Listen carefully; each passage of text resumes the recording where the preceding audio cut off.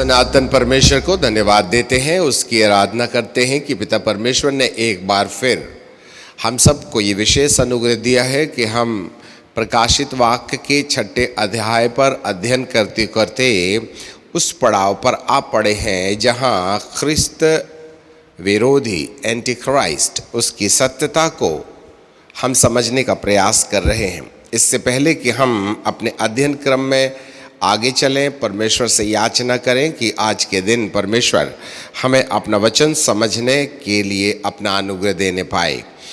सनातन काल के विराट परमेश्वर, हम आपको धन्यवाद देते हैं। आकाश गंगा के ऊपर रहकर आप संपूर्ण सृष्टि को अपनी इच्छा से चलाते हैं। ऐसे परमेश्वर की हम आराधना, स्तुति और तारीफ करते हैं। हे पिता परमेश्वर, आज हमारी आपसे विनती है, ईश्वरीय बुद्धि, ज्ञान और समझ दीजिएगा और ऐसा होने दीजिएगा प्रभु, आपके विचार हमारे मन में डाले जाएं और ये मन आपके लिए, आपके मुंह से निकलने वाले वचनों के लिए एक ऐसा माध्यम बन जाए जिससे कि हम आपके दिल की बातें जान सकें।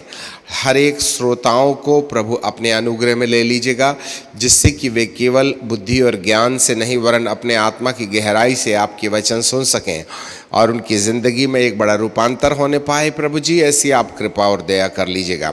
हम आपको धन्यवाद, आपको महिमा, आदर और सम्मान देते हैं। यीशु नासरी के नाम से मांग लेते हैं, आमीन। प्रकाशित वाक्य की किताब और उसका 6वां अध्याय और उसके पहले पद से, फिर मैंने देखा कि मेमने ने उन 7 मोहरों में से एक को खोला और उन 4 प्राणियों में से एक का गर्जन का शब्द सुनाई दिया कि आ। और मैंने दृष्टि की और देखो, एक श्वेत घोड़ा है और उस पर सवार धनुष लिए हुए है और उसके सिर पर एक मुकुट दिया गया और वह जय करता हुआ निकला कि और भी जय प्राप्त करे। परमेश्वर इस वचन के ऊपर अपना अनुग्रह देने पाए। यहाँ बाइबल का परमेश्वर ख्रिस्त विरोधी के बारे में बातचीत कर रहे हैं और जैसा हम पहले इस बात को जान चुके थे, समझ चुके थे कि जो वास्तविक ख्रिस्त विरोधी जो संपूर्ण संसार को अपने हाथ में लेकर उसे अपनी मर्जी से चलाएगा, उसका प्रकट होना, जिसको विनाश का पुत्र या शैतान का पुत्र कहते हैं, उसका प्रकट होना यीशु मसीह के दूसरे आगमन के बाद, जब कलीसिया और पवित्र आत्मा उठा ली जाएगी, तब उसका प्रकट होना होगा। परंतु इससे पहले भी वचन के अनुसार ख्रिस्त विरोधी के काम के प्रभाव को देखने के लिए परमेश्वर ने जगह जगह भविष्यवाणी के वचन अपने भक्तों के द्वारा की है। कल हमने कुछ अध्ययन कर चुके थे, आज हम और आगे जाना चाहते हैं। यदि आप पहला यूहन्ना की किताब और उसका 2 अध्याय और उसके 18वें पद को देखें, 1 जॉन चैप्टर 2 एंड वर्स 18 है। यहाँ लिखा है, हे लड़कों, यह अंत समय है और जैसा तुमने सुना है कि मसीह का विरोधी आने वाला है। अब एक प्रश्न ये है, बात अंत के समय की है और वहाँ लिखा जा रहा है मसीह का विरोधी आने वाला है और उसके अनुसार मसीह का विरोधी आने वाला है और उसके अनुसार अब भी बहुत से मसीह के विरोधी उठे हैं। आने वाला है, एक वचन है।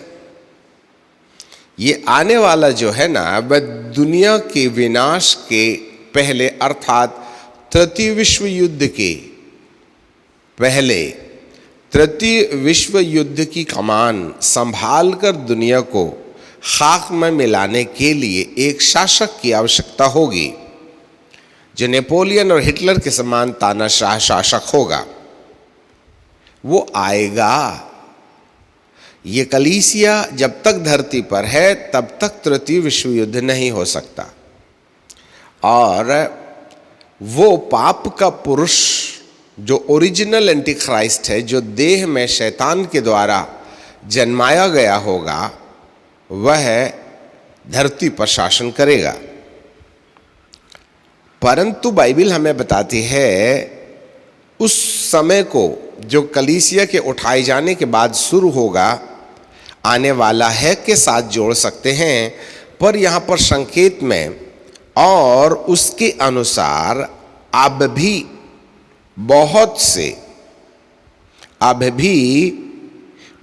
से, इसका मतलब है एक आने वाला है। ये कलीसिया के उठाए जाने के बाद होगा, परंतु इसके पहले कलीसिया जब धरती पर रहेगी तो बहुत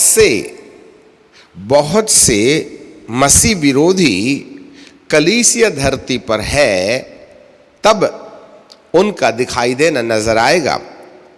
हमें बहुत बारीकी से समय काल को पढ़ना चाहिए। पद तो एक है कि मसीह विरोधी आने वाला है, आने वाले हैं ऐसा नहीं लिखा है, आने वाला है, वो रैप्चरेशन के बाद होगा। परंतु उसके अनुसार अब भी बहुत से मसीह विरोधी उठे हैं। इससे हम जानते हैं कि अंत समय है। अब एक प्रश्न ये उठता है, एक बहुत अच्छा संकेत यहाँ पर है कि मसीह विरोधी उठना एक चिन्ह है अंत के समय का। अब एक जो आने वाला है वो तो कलीसिया के उठाए जाने के बाद होगा, तो उसके विषय में थोड़ा तनाव मत लीजिएगा। पर यदि मसीह विरोधी उठने लगे हैं तो ये मान के रखना चाहिए कि अंत की शुरुआत हो गई। और जब कलीसिया के उठाए जाने का काम पूरा हो जाएगा, तब विनाश लीलाओं का दानवीय तांडव धरती पर फैलाया जाएगा, जो तृतीय विश्व युद्ध और बाइबल के अनुसार अरमगीदोन की लड़ाई कहते हैं। तो इससे ऐसे पता चलता है कि यदि ख्रिस्त विरोधी के लक्षण दिखाई देने लगे तो मान लेना चाहिए कि अंत के पहले कलीसिया के उठाए जाने का कार्यक्रम भी करीब आ गया है।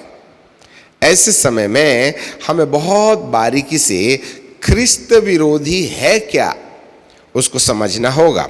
अभी आप इसको बंद मत कीजिएगा, वरन इसको रखे रहें। हम मरकुस रचित सुसमाचार पर चलते हैं। इसको हम फिर वापस यहीं लौट आएंगे, बुक ऑफ मार्क, मरकुस रचित सुसमाचार, और उसके यदि मैं आपके लिए निकाल के पढ़ दूं तो बाइबल हमको इस प्रकार से कहती है।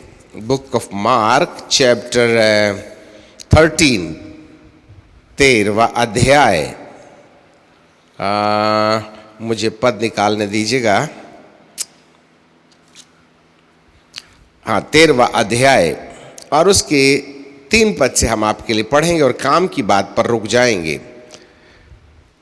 जब वह जैतून के पहाड़ पर मंदिर के सामने बैठा था, तो पतरस, याकूब और यूहन्ना और अंद्रियास ने अलग आकर उससे पूछा, हमें बता दे कि ये बातें कब होंगी, और जब ये बातें पूरी होंगी उसका क्या चिन्ह होगा। यीशु ने उनसे कहा, चौकस रहो, कोई तुम्हें भरमाने ना पाए। ये कौन से दिन की बात है जब प्रभु बार बार अपने चेलों को अपने दूसरे आगमन की ओर, दुनिया के अंत की ओर संकेत देने लगे। तब उन्होंने जो चिन्ह दिए कि यीशु ने उनसे कहा, चौकस रहो, कोई तुम्हें भरमाने ना पाए, क्योंकि बहुत से मेरे नाम से आकर के कहेंगे कि मैं वही हूं, बहुतों को भरमाएंगे। अब जरा देखिएगा, सबसे पहला निशान भरमाए जाने का है, और मैं वही हूं जो बहुतों को भरमाएंगे। और जब तुम लड़ाइयों की चर्चा सुनो तो देखो, घबरा न जाना, इनका होना अवश्य है, परंतु उस समय अंत ना होगा।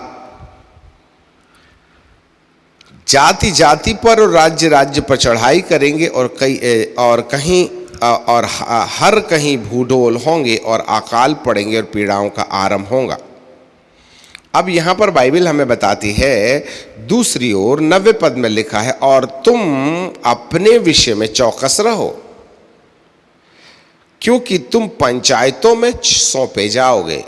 शारीरिक रीति से कलीसिया को कष्ट दिया जाना, और मेरे कारण से हाकिम और राजाओं के आगे खड़े किए जाओगे, ताकि उनके लिए गवाह हो। अब जरा देखिएगा, दो प्रकार के ख्रिस्त विरोधी हैं। एक कलीसिया के बाहर है और एक कलीसिया के अंदर है।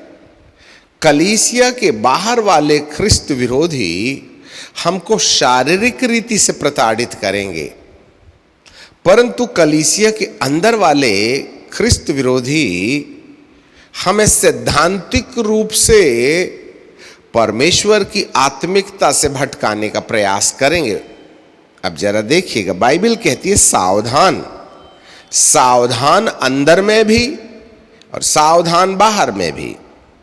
जब तुम बाहर में रहोगे तो बाहरी लोग जब ख्रिस्त विरोधी आत्मा के संपर्क में चले जाएंगे, तब ऐसे समय में तुम्हें कहीं न कहीं परमेश्वर की ये वचन याद करना है कि तुम्हारे लिए अंत का समय आ गया है। जी हाँ, अब ये घटना कब घटेगी? 10वें पद में लिखा है, पर अवश्य है कि पहले सुसमाचार सब जातियों में प्रचार किया जाए। ये एक पक्का प्रमाण है। जब सब जातियों में यीशु के उद्धारकर्ता होने का प्रचार कर दिया जाए, तब ये घटना घटेगी। क्या? जब वे तुम्हें ले जाकर सौंपेंगे तो पहले से चिंता न करना कि हमें क्या कहना होगा, पर तुम उसी घड़ी तुम्हें बता दिया जाएगा कि क्या कहना है। बोलने वाले तुम नहीं, वरन पवित्र आत्मा है। और भाई को भाई और पिता को पिता घात के लिए सौंपेगा। लड़के वाले माता पिता के विरोध करके उन्हें मरवा डालेंगे, और मेरे नाम के कारण लोग तुमसे बैर करेंगे, पर जो अंत तक धीरज धरा रहेगा उसका उद्धार होगा।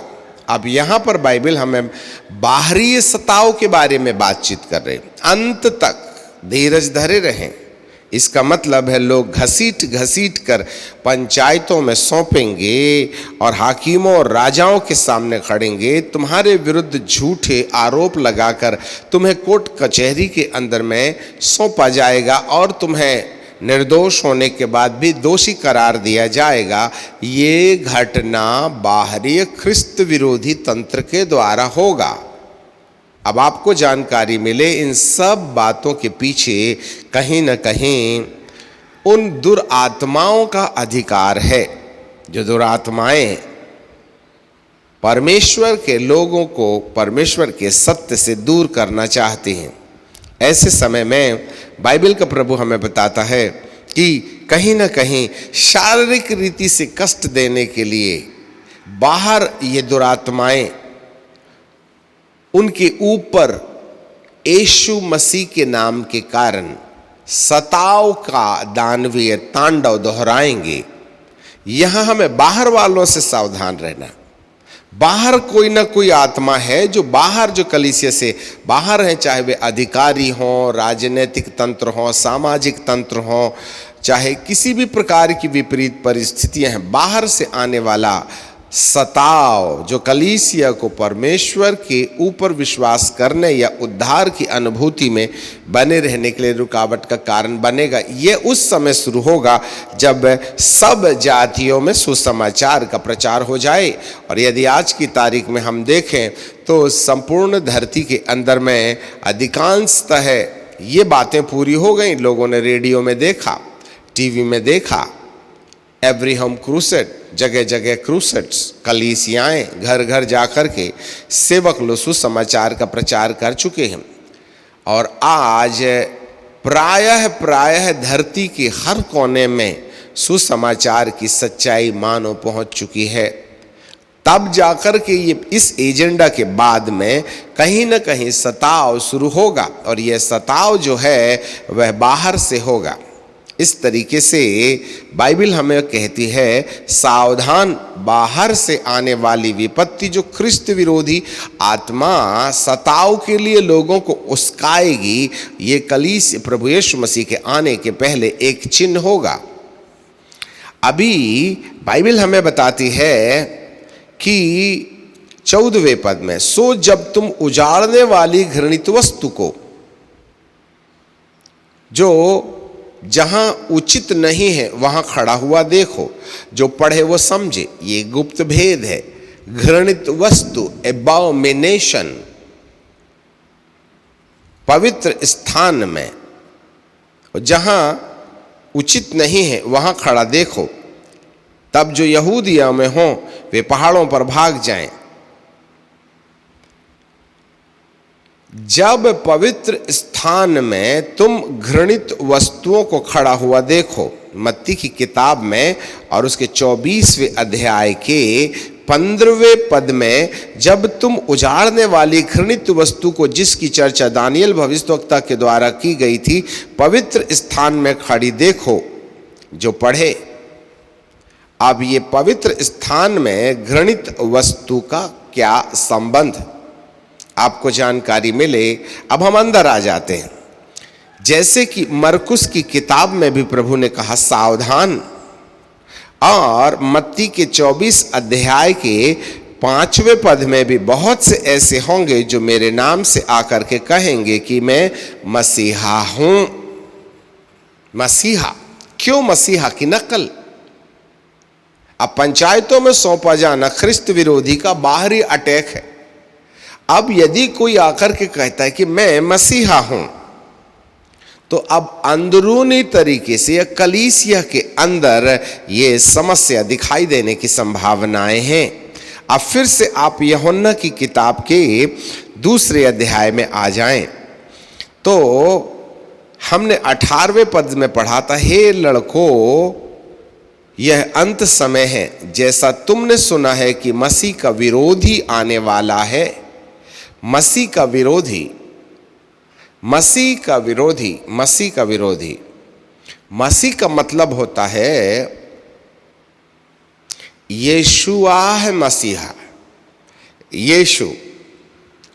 यीशु जो थे वह मां मरियम से आदम के डीएनए से सेपरेट होकर के पैदा हुए, परमेश्वर का स्वभाव लेधारी, एक देहधारी ईश्वर का प्रतिरूप है, जहां अभी तक परमेश्वर का दर्शन संसार ने इस यीशु के अंदर नहीं देखा था। उम्र के 30 वर्ष तक यीशु थे, परंतु जब उनकी प्रत्यक्ष सेवकाई का काम शुरू हुआ, तब बपतिस्मा लेने के बाद जब पवित्र आत्मा कबूतर की नाई यीशु के ऊपर उतरा, उस समय से यीशु के साथ मसीहा शब्द लागू हो गया। नाउ जीसस प्लस क्राइस्ट, और ये क्राइस्ट का मतलब होता है अभिषिक्त, द एनॉइंटेड वंस, जिसका अभिषेक किया गया। मानव देह में पहली बार किसी के भीतर आदम के पाप करने से पहले पहला वाला मानव था जिसके अंदर पवित्र आत्मा उतरा था, और अब आदम के पाप करने के बाद से लेकर के अब तक ये पहला व्यक्ति, दूसरा व्यक्ति है जिसके ऊपर पवित्र आत्मा उतर आया, और इसका नाम मसीहा रखा गया, द क्राइस्ट, मसीहा।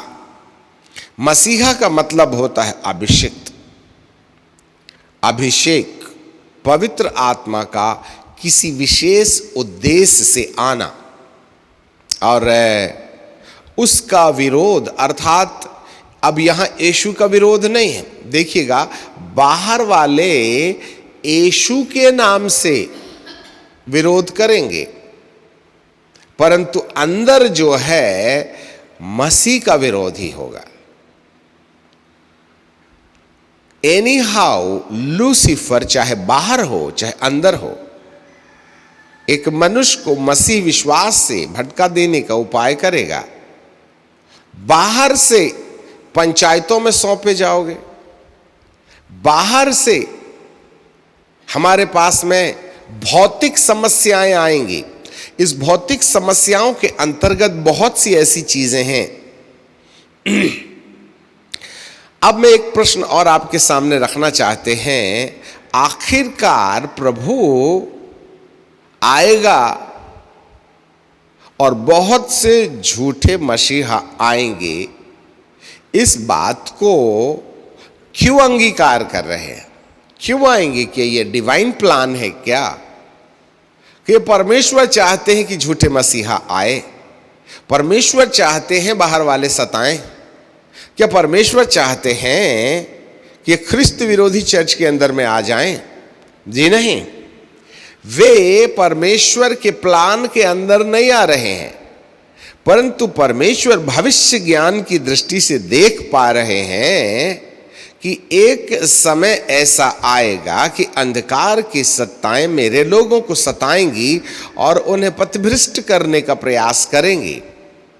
तो उन्हें भविष्य ज्ञान की दृष्टि से यह मालूम हुआ। तो क्या परमेश्वर ने निर्धारित किया है क्या ख्रिस्त विरोधी को आने का? जी नहीं, ये परमेश्वर ने निर्धारित नहीं किया है, वरन परमेश्वर को ये मालूम था, प्रभु को ये मालूम था कि अंत के दिनों में लोग कितनी रफ्तार से जीवन जीने का प्रयास करेंगे। यदि मैं मत्ती की किताब के 24वें अध्याय में चले जाएं तो 32वें पद से थोड़ा सा ध्यान दीजिएगा। अंजीर के पेड़ से यह दृष्टांत सीखो, उसकी डाली कौपल हो जाती हैं और पत्ते निकलने लगते हैं तो तुम जान लेते हो कि ग्रीष्म काल निकट है। इसी रीति से जब तुम इन बातों को देखो तो जान लेना कि वह निकट है, वरन द्वार पर खड़ा है। इसका मतलब है यीशु मसीह का दूसरा आगमन। मैं तुमसे कहता हूं कि जब तक ये बातें पूरी ना हो लें तब तक यह पीड़ा जाती न रहेगी। कौन सी पीड़ा? आकाश और पृथ्वी टल जाएंगे परंतु मेरा वचन कभी नहीं टलेगा। कौन सा वाला? उस दिन और उस घड़ी के विषय में कोई नहीं जानता, ना स्वर्गदूत ना पुत्र, केवल पिता। जैसे, अब उसके बाद भी वो निशान दे रहे हैं, जैसे नूह के दिनों में वैसे ही मनुष्य के पुत्र का आना भी होगा। अब नूह के दिनों के पीछे एक संकेत है। थोड़ा विचार करके देखें, नूह के दिनों में क्या हुआ? नूह के दिनों में क्यों परमेश्वर ने इस पृथ्वी को नष्ट किया? जैसे जल प्रलय के पहले के दिनों तक कि नूह जहाज पर न चढ़ा, उस दिन तक लोग खाते पीते और ब्याह शादी करते, ब्याह शादी होती थी। और जब तक जल प्रलय आकर उन सब को बहा न ले गया, तब तक उनको कुछ भी मालूम ना पड़ा। वैसे ही मनुष्य के पुत्र के आने का भी होगा। इसका मतलब है नूह के दिनों का एक निशान यहां पर बाइबल हमें बताती है। नूह के दिनों में क्या हुआ? क्यों परमेश्वर ने इस पृथ्वी को जलमग्न करके नष्ट कर दिया? और इससे पहले वाले एपिसोड में हमने नूह के दिनों की घटना के पहले की बातें बताई थी कि कैसे ख्रिस्त विरोधी ह्यूमन ब्रीड को बर्बाद कर देना चाहता है। आपको मालूम होवे उत्पत्ति की 6वें अध्याय में आपने देखा कि परमेश्वर के पुत्रों ने मनुष्य की पुत्रियों को देखा कि वे सुंदर हैं, सो उन्होंने जिसको चाहा ब्याह कर लिया। इसका मतलब है उस युग में दुरात्माओं ने मनुष्य के विवेक को इतना बिगाड़ दिया था कि विवाह शादी, अब यदि विवाह देखें तो आज की तारीख में विवाह एक आदर पूर्वक की बात समझी जाती है, एक सामाजिक पवित्र सभा है। परंतु ये जो 6वें अध्याय में विवाह शब्द इस्तेमाल किया है, यह वह विवाह नहीं है जो आज की तारीख में समाज के अंदर किया जाता है।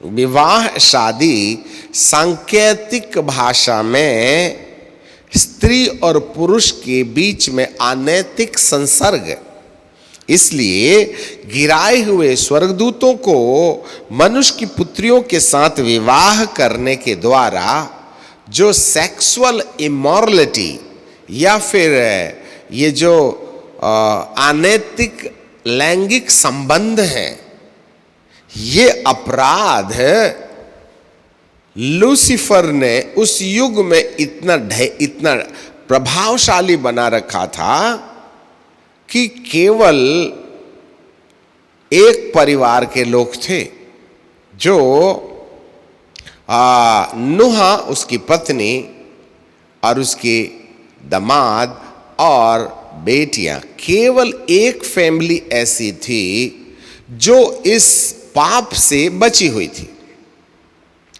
इस कारण से नूह के युग में विनाश आया, और नूह 120 वर्ष तक नाव बनाने के टाइम पर हर वक्त चेतावनी देता था कि विनाश आएगा, विनाश आएगा। परंतु सेक्सुअल इमोरलिटी अर्थात व्याभिचारिक भावनाएं जो दुष्ट आत्मा के प्रभाव से मनुष्य के जीवन के अंदर में डाली जाती थी, इस कारण से परमेश्वर का न्याय या जलजला मनुष्य के ऊपर में आया। यदि आज की तारीख में हम देखें तो परमेश्वर का ख्रिस्त विरोधी तंत्र के पीछे परमेश्वर की आत्मा का मनुष्य से रूठ करके चला जाना, यह सबसे आवश्यक कारण बना है, क्योंकि कोई एक है जो रोक रहा है, और वो है पवित्र आत्मा।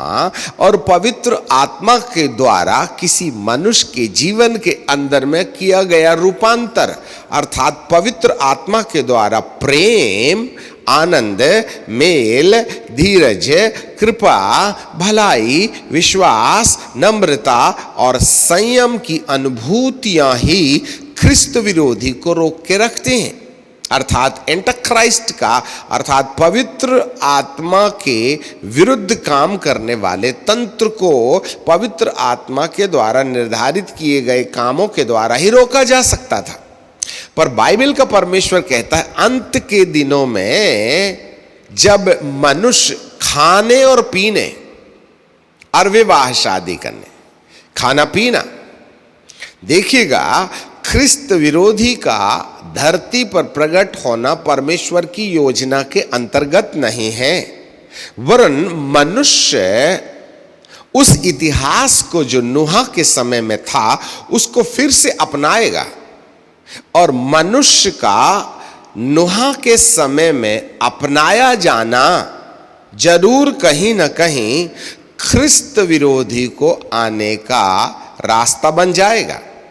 और यदि आज की तारीख में हम 6वें अध्याय में होने वाली घटना को देखें तो आज स्पष्ट धरती के अंदर इस युग में वही दिखाई दे रहा है।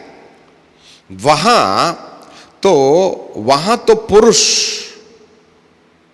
गिराए हुए स्वर्गदूत, देहधारी स्वर्गदूत कहीं ना कहीं मनुष्य की सुंदरियों के साथ विवाह करने लगे, और तो दानव पैदा हुए, अर्थात शारीरिक वासना इतनी चरम सीमा में होगी जिसके कारण से परमेश्वर का आत्मा दुखी होकर के चला जाएगा। अब जरा देखिएगा, यहूदा की किताब, इसका एक ही अध्याय है और उसके पहले अध्याय के 6वें पद में पढ़ें तो वहां लिखा है, फिर जो स्वर्गदूतों ने अपने पद को स्थिर न रखा वरन अपने निज निवास को छोड़ दिया, उनको भी उसने भीषण दिनों के न्याय और अंधकार में रखा और वे सदा काल के लिए बंद रखा। अब जरा देखिएगा, आगे 8वें पद में लिखा है, उसी रीति से वे स्वप्नदर्शी। ये कौन सा वाला स्वप्न है? स्वप्नदर्शी भी अपने अपने शरीरों को अशुद्ध करते और प्रभुता को तुच्छ जानते और ऊंचे पद वालों को बुरा भला कहते। अब यहां पर बाइबल का परमेश्वर हमें बताता है, वे स्वप्नदर्शी। कहां से आया स्वप्न? ये कौन सा वाला स्वप्न है? आपको जानकारी मिले। इस स्वप्न की बुनियाद आज मोबाइल के अंदर जो हर एक के हाथ में है, छोटे से बच्चे। और अब जब से लॉकडाउन क्या हो गया है, इस लॉकडाउन के कारण स्कूल बंद हो गए, अब ऑनलाइन स्कूल चलेंगे। तो आज गरीब से गरीब माँ बाप अपने बच्चों के लिए महंगा से महंगा बड़ा डिस्प्ले वाला मोबाइल ला रहे हैं और उसमें इंटरनेट भी डालेंगे। इंटरनेट के बिना टीचर जो बोल रहा है ना, वो तो तुमको सुनाई नहीं देगा, टीचर को देखना पड़ेगा ना, बटन वाले मोबाइल में काम नहीं ना चलेगा। अब एक बात बताइए, बच्चों के हाथ में ऑनलाइन की स्कूल के चक्कर में मोबाइल प्लस इंटरनेट होगा तो उनको मोबाइल खोलना बंद करना तो सीखना पड़ेगा ना, अपने टीचर को कनेक्ट करिएगा ना। तो अब आप बताइए कि मोबाइल में क्या क्या है। जैसे ही नेट शुरू होता है तो एडवर्टीजमेंट में आधा कपड़ा पहनी लड़कियों का चित्र आता है। अब हमारे बच्चे क्या देखेंगे? वो आधा घंटा तो स्कूल पढ़ेंगे, माँ बाप ने तो स्वतंत्रता दे दिया कि ले बेटा तू स्कूल के लिए ये मोबाइल काम में लाना, दिन भर तो स्कूल नहीं ना चलेगा। अब आप बताइए ये बच्चे करेंगे क्या? ये 2 साल का, 3 साल का, 4 साल का बच्चे को नेट वाला मोबाइल है ना, 4G वाला तुमने दे दिया, अभी ये बच्चा क्या देखेगा? वो विज्ञान नहीं देखने वाला है, वो गणित देखने वाला नहीं है। सबसे बड़ा आकर्षण वो वासना, पोर्नोलॉजी, गंधे चित्र। अब आपको क्या लगता है हमारे बच्चों में से कितने भावनात्मक रीति से शुद्ध होंगे जो छोटे छोटे बच्चों को आपने मोबाइल दे दिया है? ये लॉकडाउन और कोई तंत्र नहीं है, एक ऐसा ड्यूमानिक सिस्टम है जो देश के अधिकारियों के दिमाग में आ बैठा कि तुम अब अपने बच्चों को स्कूल भेजना बंद करो और घर में ही ऑनलाइन स्टडी शुरू करो। आज बड़े बड़े बच्चे तो ऑलरेडी मोबाइल में बिगड़ गए। 14 साल के बाद बच्चे के बाद में 14 साल, 12 साल, 14 साल, 18 साल के बच्चों को एक बार मोबाइल दे दिया जाए तो वे काम की बात कभी नहीं देखते। वो तो गए, नाक के नीचे काली काली मूछों की ये मखमली मूछें क्या निकलने लगी, वह ताकना और झांकना शुरू करता है। तो उसके लिए तो सबसे बड़ी सुविधा यहां आ गई ना। अब ये प्रैक्टिसेस जो है बच्चे प्रारंभ से कर रहे हैं। अब आप जरा देखिएगा, आज ब्रिटेन में सुप्रीम कोर्ट ने ये आदेश, कानून बना दिया कि 5 साल की उम्र के बाद एक लड़का और एक लड़की उसके प्राइवेट पार्ट को छू सकता है। यह सुप्रीम कोर्ट से स्वतंत्रता प्राप्त हो गई है। After 5 years, any boy and any girl can touch their private parts. This is not sin, it's a law. आपको क्या लगता है शादी विवाह के बारे में? क्या नूह के जमाने का वो वक्त शुरू नहीं हो गया? अमेरिका में गे मैरिज को छोड़ो, भारत जैसी भूमि में जहां सब धर्म का जन्म होता है, वहां भी सुप्रीम कोर्ट ने इस बात का आदेश दे दिया है कि यदि कोई लड़का लड़का के साथ शादी करे और कोई लड़की लड़की के साथ शादी करे तो इसे मान्यता दी जानी चाहिए।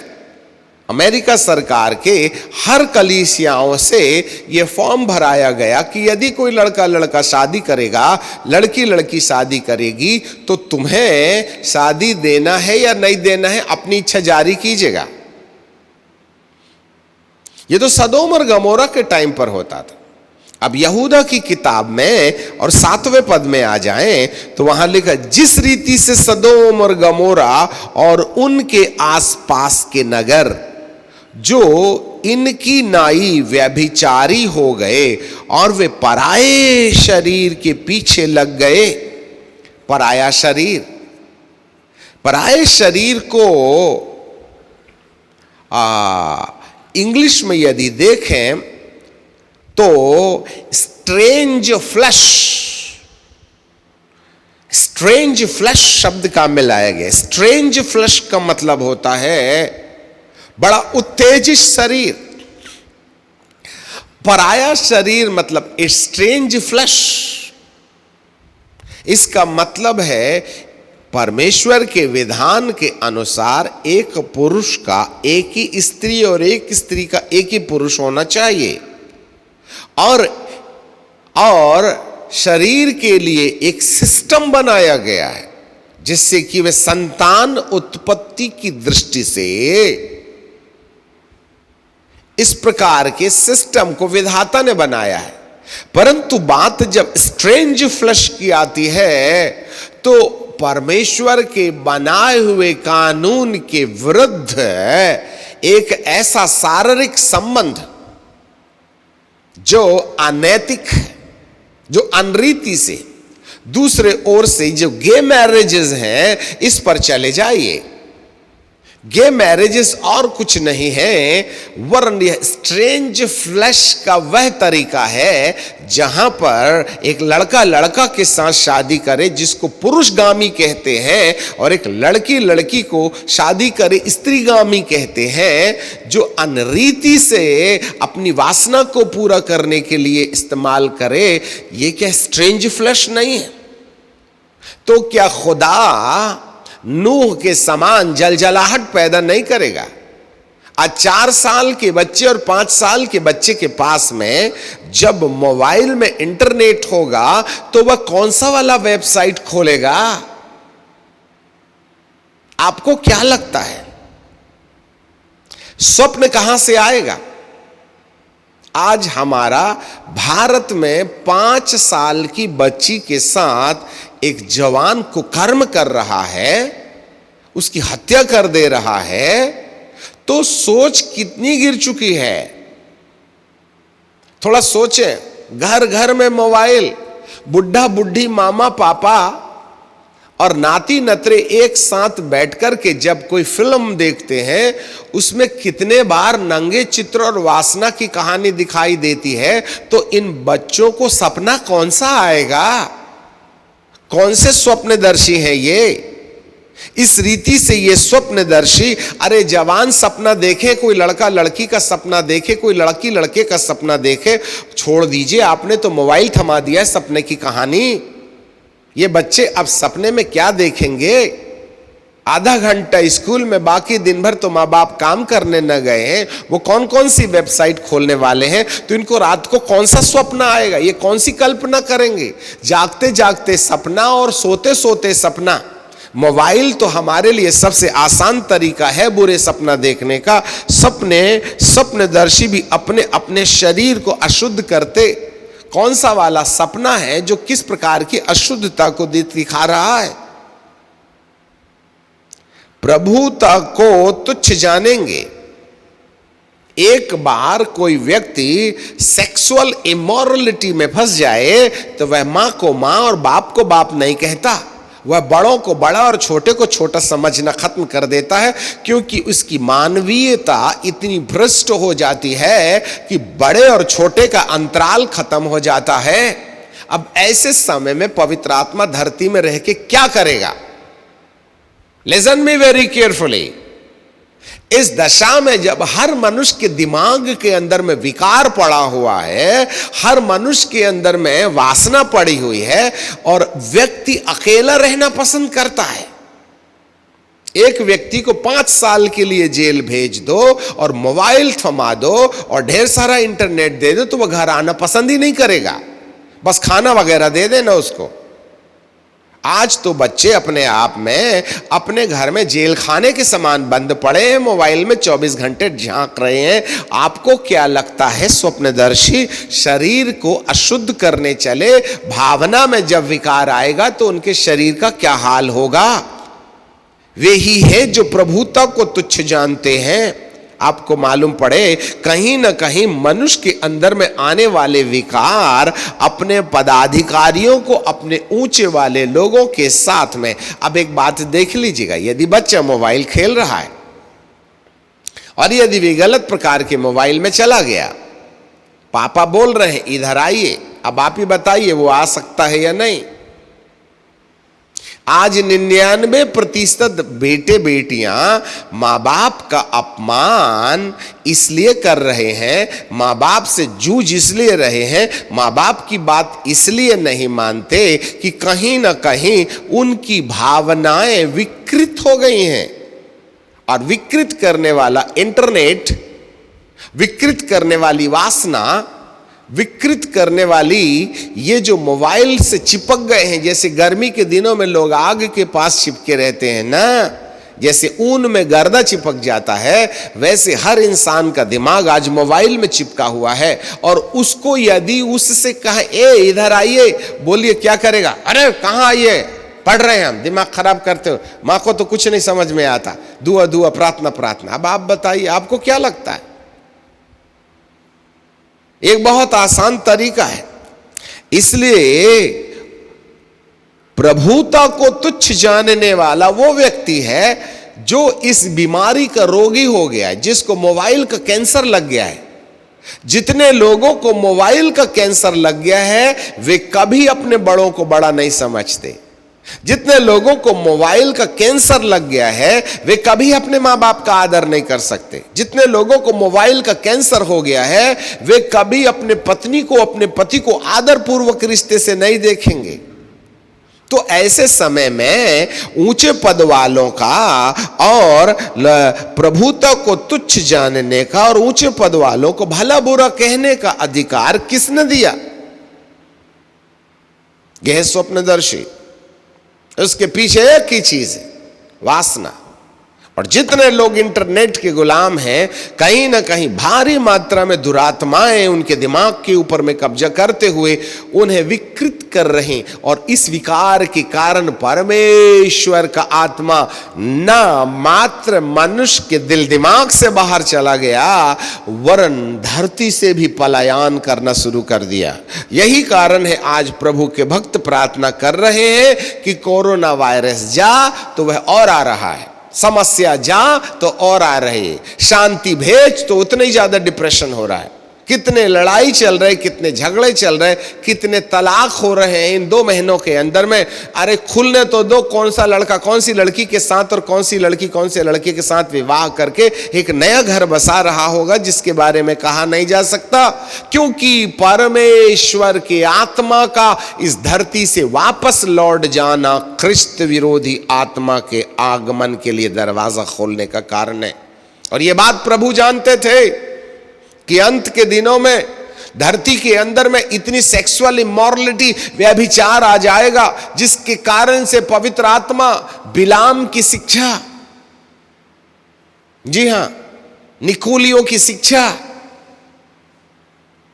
ये सब शिक्षाएं जिसको आपने पढ़ा है, चाहे बिलाम की शिक्षा हो, निकोलियों की शिक्षा हो, इजबेल की शिक्षा हो। इजबेल व्यभिचार करने वाले, निकोलिये व्यभिचार करने वाले, अर्थात सेक्स एक ऐसा आम विषय बन जाएगा जिसको सरकार मान्यता दे देगी। आने वाले दिनों में कोई लड़का लड़की शादी करने वाला नहीं होगा, जिसको मन पाए जिसके साथ रह ले। ये बात परमेश्वर को गवारा नहीं होती। सुप्रीम कोर्ट ने भी स्वतंत्रता दे दी है। 14 साल के बच्चे के बाद में यदि किसी माँ बाप ने किसी लड़के और लड़की को दबाव डाला तो माँ बाप को जेल में डालो, भय खत्म हो गया।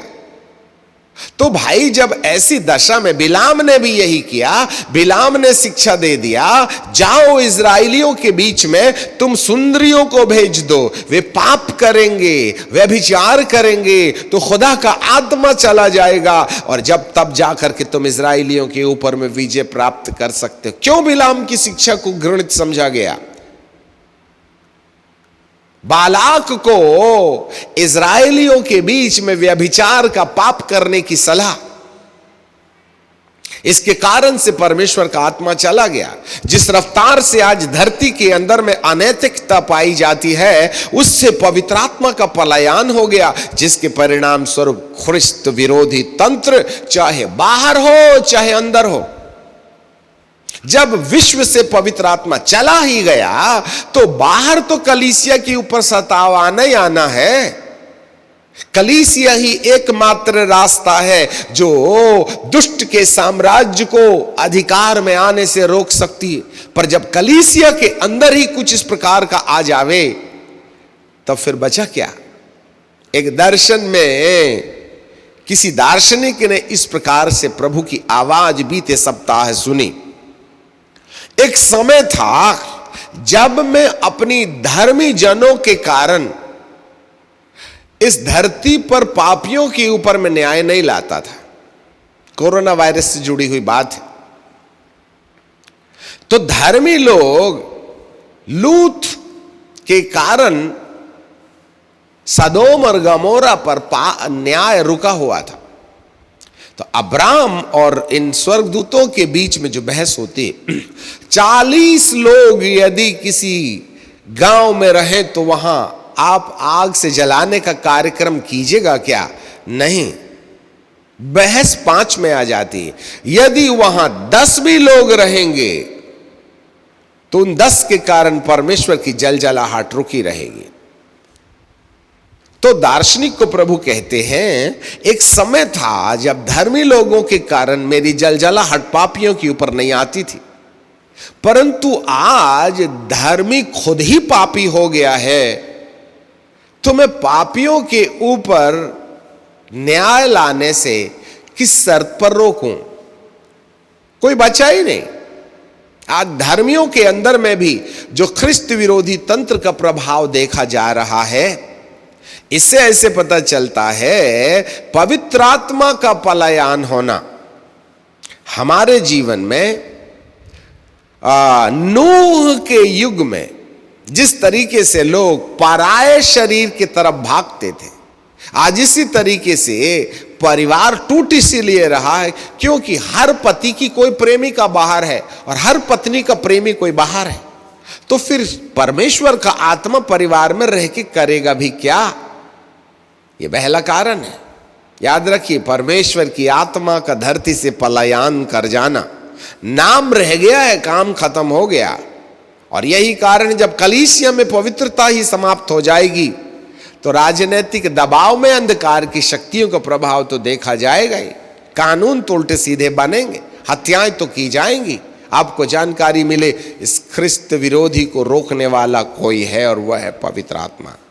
और पवित्र आत्मा का बदलाव जो मनुष्य जीवन पर है वही समाप्त हो गया है मेरे प्रियो। और यही एक सबसे बड़ा कारण है। अब बाहरी सताव का दूसरा कारण, जब मनुष्य का विकार, मनुष्य की बुद्धि इतनी बिगड़ जाएगी तब वह सेल्फिश हो जाएगा। जरा गौर से सुन लीजिएगा, वह सेल्फिश हो जाएगा, स्वयं पर आश्रित होने लगेगा। क्योंकि जब विकार आएगा तो वह मैं के आधार पर जीना शुरू करेगा। तब उसको मैं, मेरा राज्य, मेरा घर, मेरी इज्जत, मेरा सम्मान, मेरी कार, मैंवाद, जिसको प्राइड कहते हैं, यह मोबाइल आपको एक अकेले में ले जाएगा और आप दीवार की तरफ डिस्प्ले रख करके सब कुछ काम कीजिएगा। और जब कभी कोई आए तो मोबाइल को उल्टा रख दीजिएगा। जितने लोग मोबाइल के गुलाम हैं उनको अकेलापन अच्छा लगता है, और अकेलापन का मतलब है सेल्फ डिपेंड लाइफ। बच्चे लोग कहते हैं पापा पापा मैं पढ़ता हूं, मेरे लिए ना ये सब आप लोग इधर हल्ला गुल्ला करते हो तो मुझको एक रूम बना के दे दो। तो पापा बड़ी कसरत के साथ में गरीबी से ग्रेजुएटी का पैसा निकाल के बेटा पढ़ेगा बोल के स्टडी रूम बना देते हैं, और बच्चा अपना कपड़ा, जूता, चप्पल, अलमारी, अमका ढमका सब अंदर ले जाता और उसी कमरे में अपना गुजर बसर करने लगता, और उस दरवाजे में लिख देता, जिस बाप ने ग्रेजुएटियन प्रोविडेंट फंड से उसके लिए है ना स्टडी रूम बनाया, वहां बोर्ड में एक तख्ता पाता है, no admission without permission.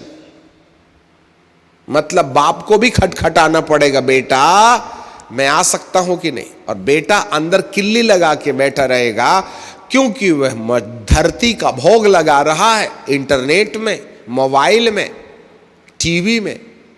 No admission without permission.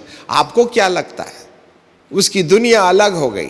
ये टेंडेंसी जब डेवलप हो जाती है तब व्यक्ति मैवाद को उलाहना देता है।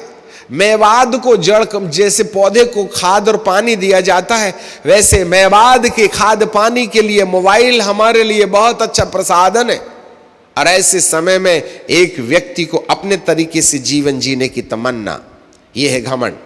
और इस कारण से यह प्रभाव धीरे धीरे मसीह समुदाय के अंदर घुस जाता, क्योंकि हर व्यक्ति के अंदर में इस प्रकार की टेंडेंसी आने लगती।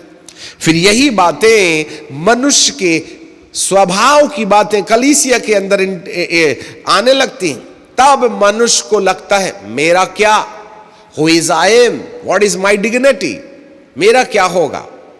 और यदि आज मसीह समुदाय में आ जाएं तो इसका एक भारी रोग लगा हुआ है, मेरी कलीसिया, मेरी सेवा, मेरा भविष्य।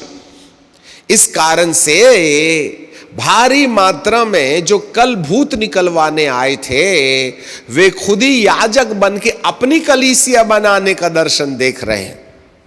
जरा हमारी बात को बहुत बारीकी से कान खोल के सुन लीजिएगा, कैसे ख्रिस्त विरोधी तंत्र अंदर घुस करके हमारे बीच में प्रेम और एकता का गला घोंट करके हर एक को इंडिपेंडेंट बनाने के लिए जा रहा है।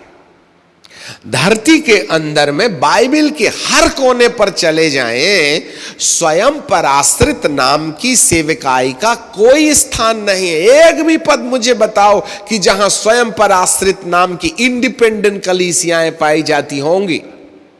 जी हां, मुझे चंदा नहीं मिलता तो मैं अलग कलीसिया बनाऊंगा, मेरे पास में कार होना चाहिए, मेरे पास में बंगला होना चाहिए। धरती के अंदर जितनी संस्थाओं का जन्म हो रहा है उन तमाम संस्थाओं के जन्म की जड़ स्वाभिमान है, सेल्फ किंगडम है, उनके अंदर इंडिपेंडेंट होने की भावना है, उनकी आवश्यकताएं हैं।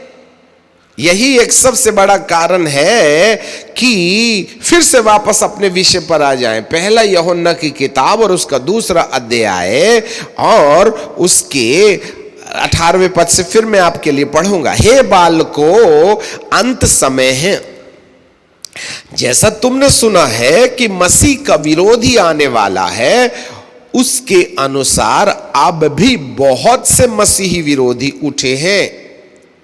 इससे हम जानते हैं कि यह अंत समय है। वे निकले तो हम में ही से हैं। वे निकले तो हम ही में से हैं। हम कौन बोलता? प्रेरित यूहन्ना बोलता। वे हम में से अलग हो गए। They separated from us. From where they are separated? From the apostles, the apostolic ministry। प्रेरित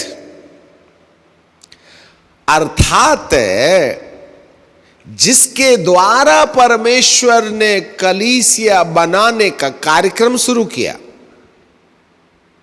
Those who are appointed by God through the anointing, and God has equipped them to establish the kingdom of God। परमेश्वर के द्वारा होने वाली घटनाओं के रास्ते जिन प्रेरितों या अभिषिक्तों या सेवकों के द्वारा परमेश्वर ने अपना राज्य स्थापित किया, और सच में इसके प्रमाण मिले कि उन्होंने कलीसियाओं का रोपण किया है, वे सब प्रेरितों के चैनल में आ गए।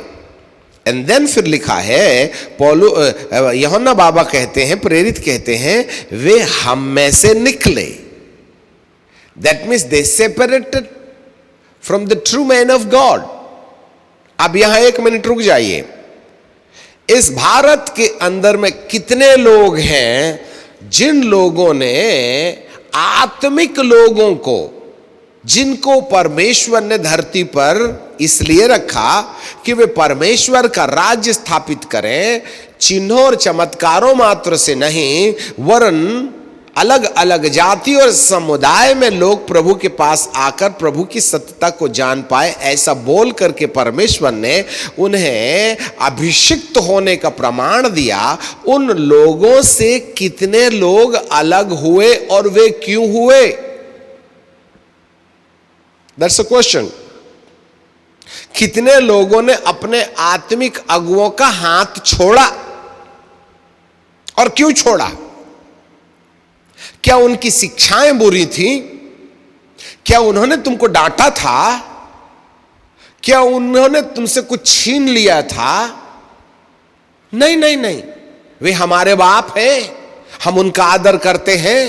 उन्हीं की बदौलत हम प्रभु में आए, उन्हीं की बदौलत हमने चंगाई पाई। उन्होंने ही हमारे लिए आंसू बहाया, उन्होंने ही हमको शिक्षा दिया। जब आप इतना मानते हैं तो आप उनके साथ खड़े क्यों नहीं रहते? अलग क्यों हो गए? नहीं, ऐसा है कि बड़े होने के बाद बच्चे लोग माँ बाप से हटके अपना अलग कमरा बनाते हैं ना, ऐसे हमको अपनी अलग संस्था बनाना पड़ेगा, अलग कलीसिया बनाना पड़ेगा। तो आपको क्या लगता है, कौन बोल रहा है अंदर से?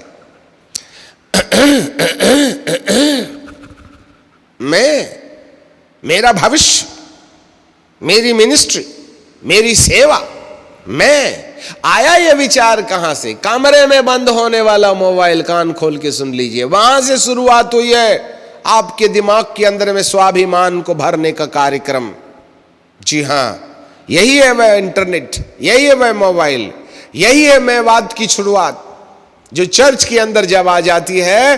तो ये चेले जो कल आशीष लेने आए थे, अपने याजकों को छोड़ करके उनकी ही आधी कलीसिया लेकर के स्वयं पर आश्रित सेवा, हमको पास्टर से नहीं पटता, हम अलग बनाएंगे, वो हमको सही शिक्षा नहीं देते हमको। तो तुझे कहां से सही शिक्षा मिल जाएगी?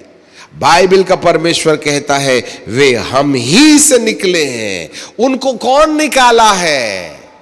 किसने मोहब्बत और प्रेम और एकता को फूट में बदल दिया? और अब वे बाहर जा करके ऐसे प्रचार करते हैं। जरा ध्यान से सुन लेना।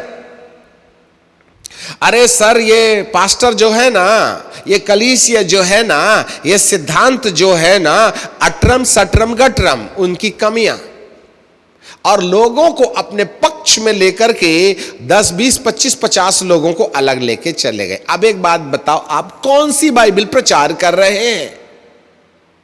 कि किसी याजक के विरुद्ध बात करना, किसी अगुवे के विरुद्ध बात करके लोगों को अपने पक्ष में लेने वाली आत्मा कौन सी आत्मा? पवित्र आत्मा या दुष्ट आत्मा? जज योरसेल्फ।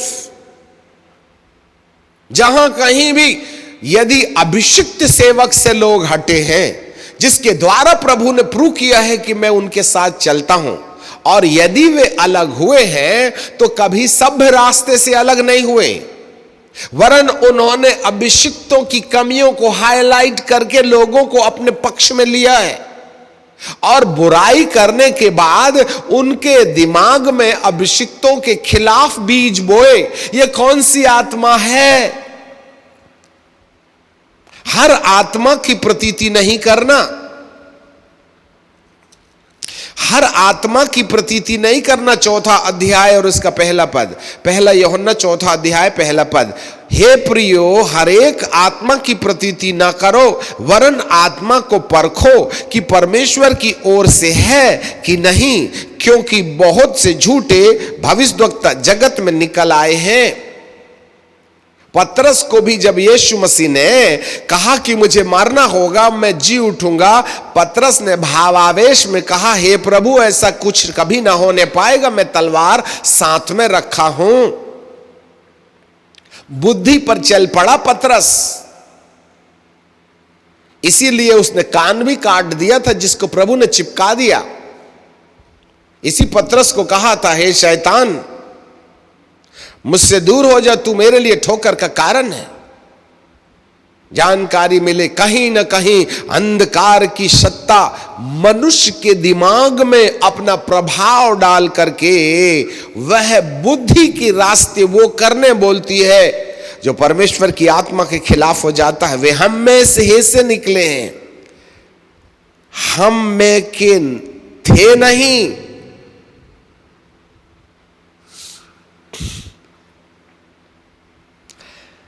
पहला यूहन्ना 2:19, वे निकले तो हम में से, पर वे हम में के नहीं, क्योंकि यदि हम में के होते तो हमारे साथ रहते।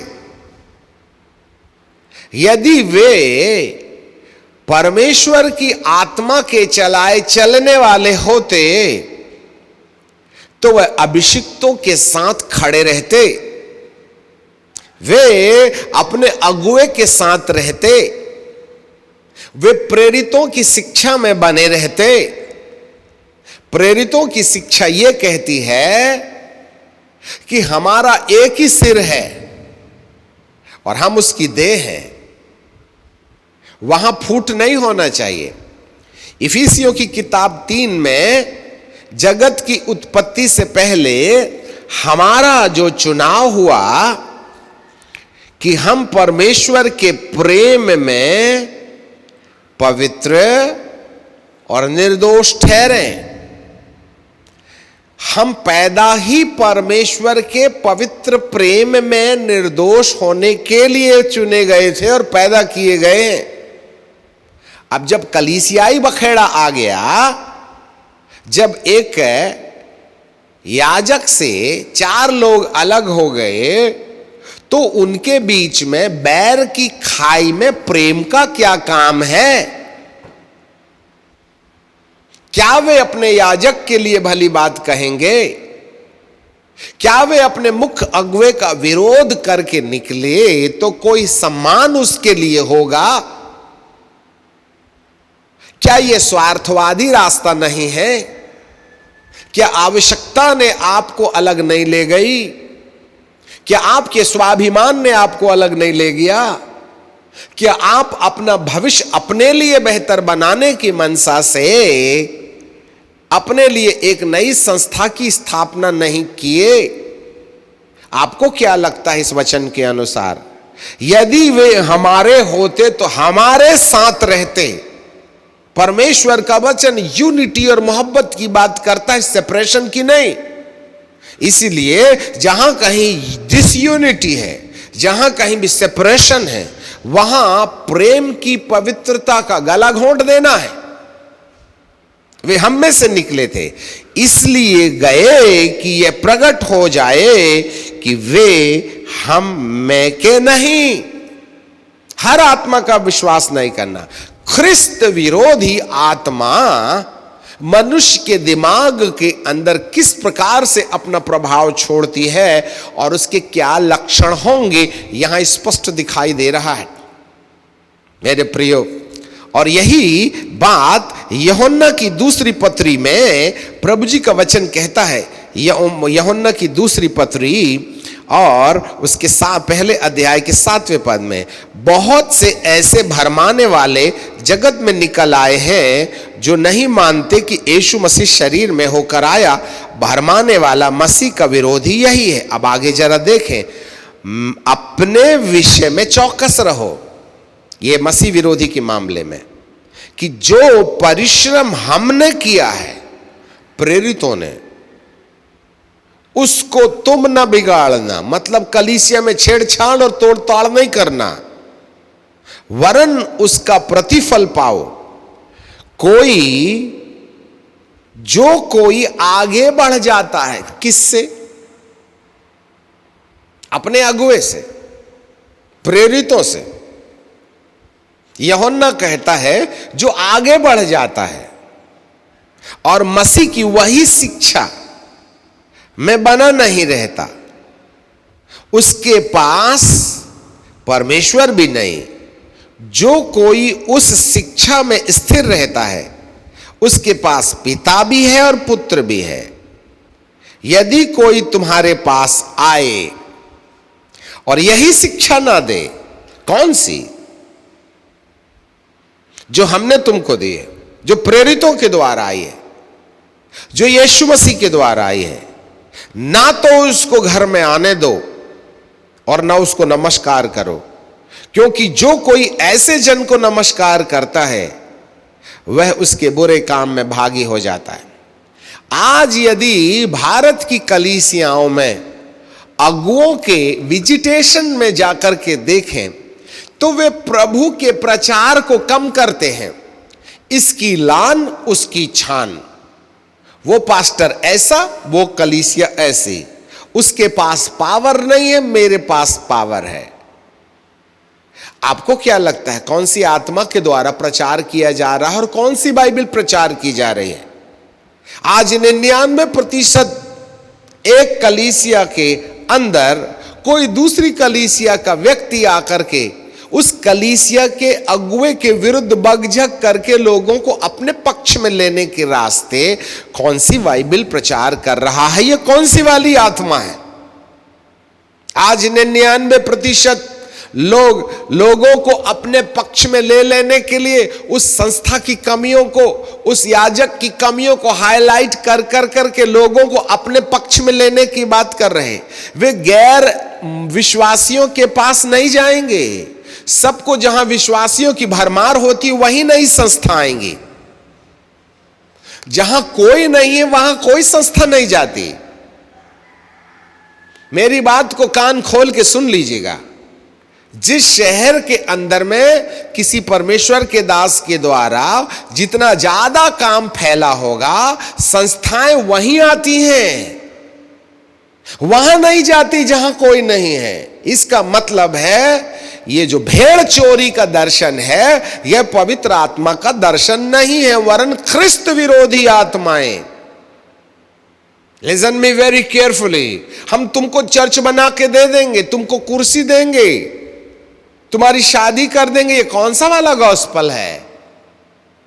यदि कोई तुम्हारे पास अंत के दिनों में चर्च बनाने का लोभ देवे, नौकरी देने का, कितनी मिलती है संस्था से पगार तुमको? 2000। हमारी संस्था में आओ, हम तुमको 2500 देंगे। ये कौन सा गॉस्पल है? कौन सी आत्मा है ये जो आगे बढ़ जाते हैं? स्वाभिमान कलीसिया के अंदर घुस गया है, लोभ कलीसिया के अंदर घुस गया है, लालच कलीसिया के अंदर घुस गई, वासना कलीसिया के अंदर घुस गई है। यही एक सबसे बड़ा कारण है। ख्रिस्त विरोधी तो अंदर है। और जब कभी तुम घृणित वस्तु को पवित्र स्थान में खड़ा हुआ देखो, जिस पिलपिट में परमेश्वर का वचन प्रचार किया जाना चाहिए, उसी पिलपिट में लोग कड़वाहट प्रचार कर रहे हैं। जिस पिलपिट से परमेश्वर के वचन की सच्चाई बोलनी चाहिए, वहां संस्थाओं की बुराई बोली जा रही है। आज YouTube में उठा करके 50 परमेश्वर के अभिषिक्त का नाम धारण करने वालों को देखो, जिनके पास में नुक्ताचीनी के अलावा और कोई दूसरा विषय नहीं है। फलाना प्रॉफिट गलत है, फलानी संस्था गलत है, फलाना सिद्धांत गलत है, अमका सिद्धांत, और बड़ी कॉलर ऊंची करके कोट पैंट में कह रहे हैं। आज मसीह समुदाय के अंदर में पवित्र स्थान पर घृणित वस्तु बैठ चुकी है। मैं परमेश्वर का दास होने के नाते तमाम भारत और विश्व के तमाम मसीह समुदाय के उन अगुओं के बारे में एक सलाह देना चाहता हूं। यदि आपके सुसमाचार के संदेश में यदि किसी भी व्यक्ति और किसी भी संस्था और किसी भी कलीसिया की नुक्ताचीनी के विचार है, किसी भी सिद्धांत के विरुद्ध बकझक करने के विचार है, आप सही आत्मा के नहीं हैं। वार्निंग, वे प्रेरितों की शिक्षा पर नहीं बने हुए, वरन फूट पैदा करने वाले, लोगों को अपने पक्ष में पैदा करने की भावनाएं। पवित्र स्थान में जब घृणित वस्तु को खड़ा हुआ देखो, बड़े दर्द के साथ में भारत की कलीसिया को चेतावनी देने का मन होता है। पवित्रता का पलायन हो गया है, तो ख्रिस्त विरोधी नहीं आएगा तो क्या?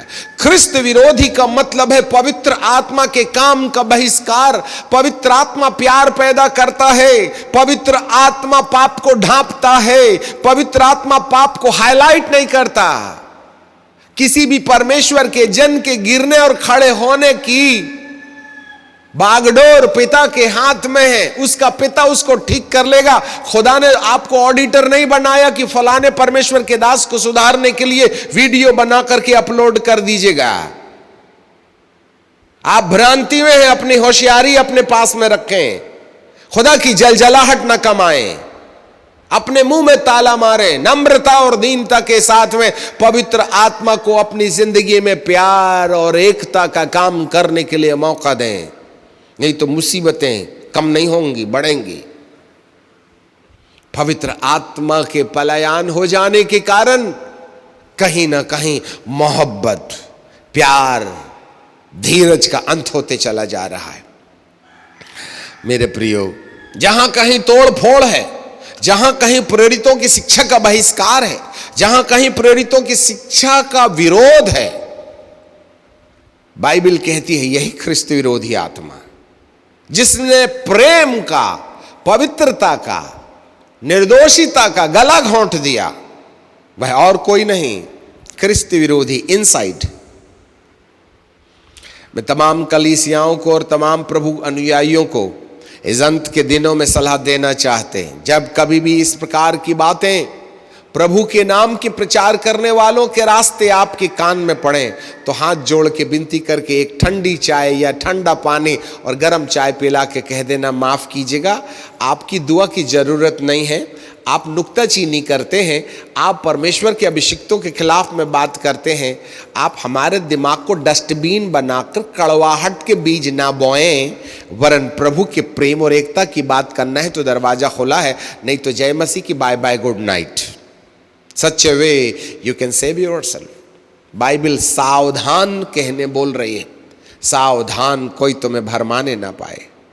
बाहरी भड़कावा आपको शारीरिक नुकसान पहुंचाएगा, परंतु जब अंदरूनी ख्रिस्त विरोधी हमारे अंदर में आकर के काम करने लगे। अब एक बात और बोल के हम रुक जाना चाहते हैं, ये मनुष्य की गलती नहीं। लिसन मी केयरफुली, कोई मनुष्य ख्रिस्त विरोधी नहीं है।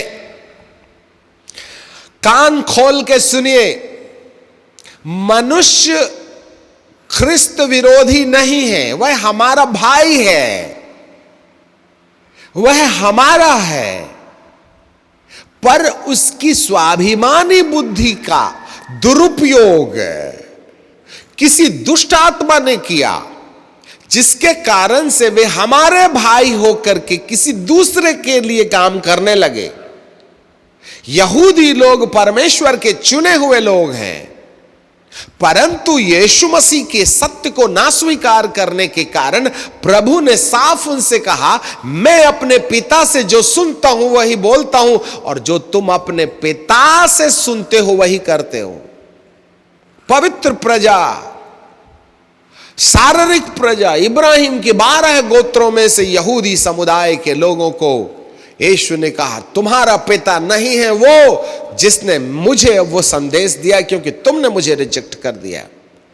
मनुष्य की कोई समस्या नहीं है, परंतु मनुष्य की बुद्धि के ऊपर उनकी अज्ञानता की दशा में अंधकार की शक्ति जो गलत बीज बो देती है।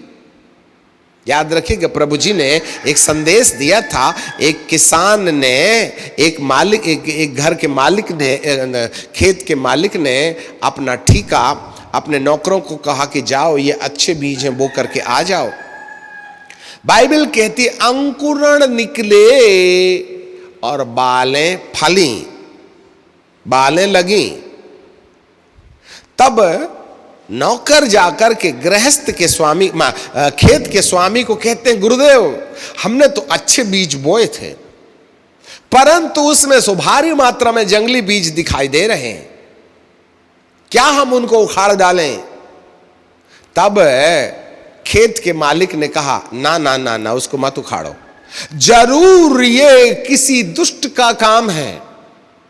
जब तुम सो रहे थे, लिसन मी केयरफुली, जब तुम सो रहे थे बीज बोकर के तो तुम चले गए और घर में जाके सो गए। जब तुम सो रहे थे, घर में थे, यहां नहीं थे, तब दुश्मन ने आकर अच्छे बीजों के बीच में जंगली बीज बो दिया। प्रॉब्लम खेती में नहीं है, प्रॉब्लम जंगली बीज में नहीं है।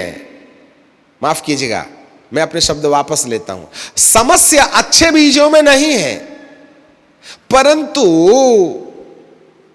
नौकरों के सोने के वक्त दुष्ट ने समय पाकर अच्छे बीज के बीच में जंगली बीज बो दिए।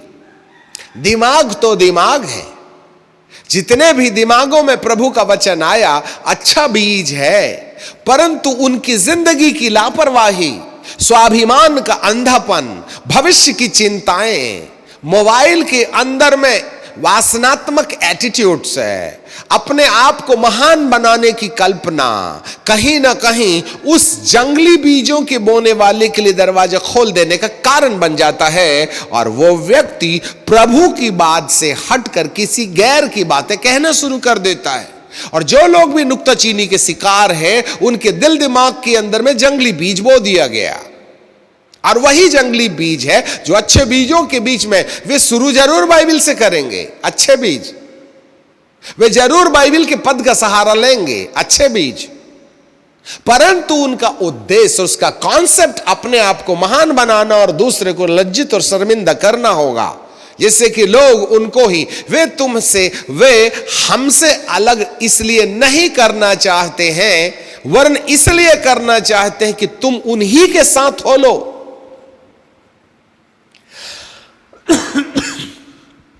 ख्रिस्त विरोधी आत्मा, सावधान, वे बाहर नहीं अंदर।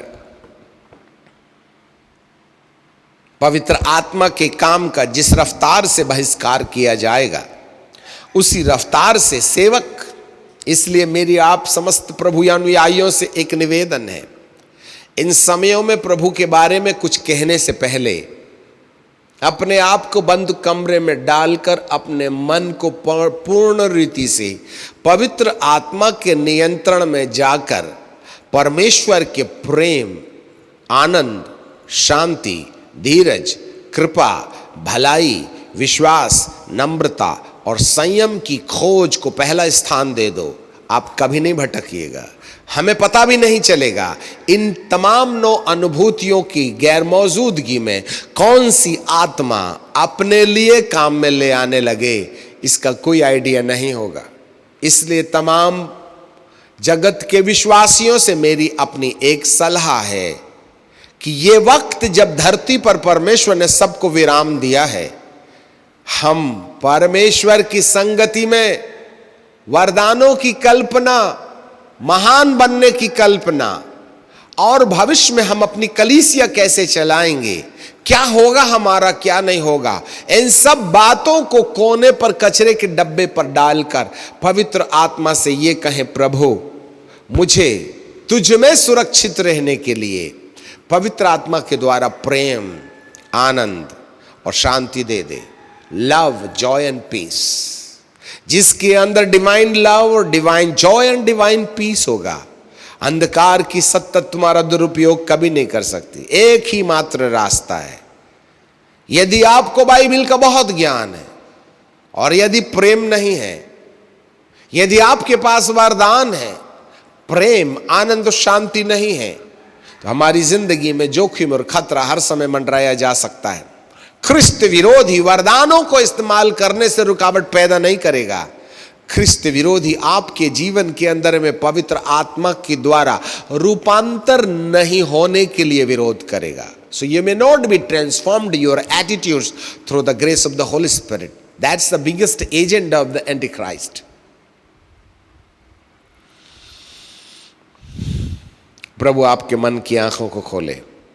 अभी भी कई ख्रिस्त विरोधी अर्थात ऐसा सिस्टम जो पवित्र आत्मा के काम को हमारे जीवन में रुकावट पैदा कर रहा है, हम कहीं ना कहीं उसके संपर्क में। पिता आपके मन की आंखों को खोले, दुआ मांगे। सनातन काल के विराट परमेश्वर, हम आपको धन्यवाद देते हैं। कलीसियाएं कलीसियाओं से टूट रही हैं, अभिषिक्तों से लोग बिछड़ रहे हैं, प्रेरितों की शिक्षा का पतन हो रहा है।